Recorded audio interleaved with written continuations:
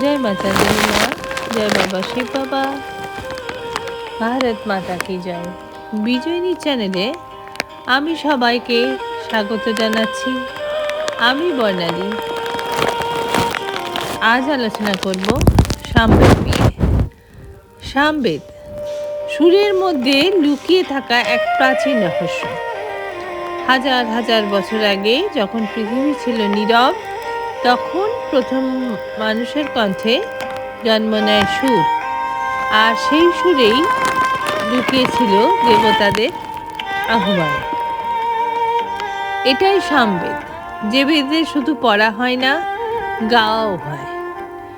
ঋগ্বেদ থেকে মন্ত্র, কিন্তু সামবেদ তাদের দিয়েছেন নতুন প্রাণ, সুর আর সঙ্গীতের মাধ্যমে। যখন পুরোহিতেরা এই মন্ত্র গাইতেন, তখন বিশ্বাস করা হতো দেবতারা নেমে আসতেন স্বর্গের থেকে।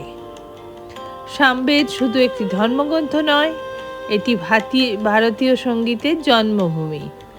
আজকের সঙ্গীতের শিকার লুকিয়ে আছে এই প্রাচীন বেদের মধ্যেই। তাই বলা হয়, যদি তুমি সুর বুঝতে চাও তাহলে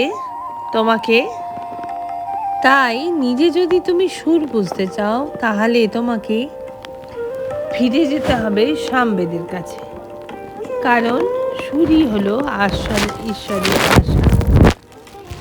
এই ছিল সামবেদের নিয়ে পর্যালোচনা করা। আসলে এতটা বড় গ্রন্থ, এত কিছু লেখা লুকিয়ে আছে যে এইটুকু ইউটিউব চ্যানেলের মধ্যে, এইটুকু সময়ের মধ্যে তা ব্যাখ্যা করা যায় না। কিন্তু একটা ছোট্ট আইডিয়া, তাতে আমাদের বুঝতে পারি আমরা যে সামবেদ কি, ঋগ্বেদ কি, অথর্ববেদ কি, যজুর্বেদ কি, বেদের এগুলো ভিত, আর কিছুই না। আর কালকে আলোচনা করবো আমি অথর্ববেদ নিয়ে।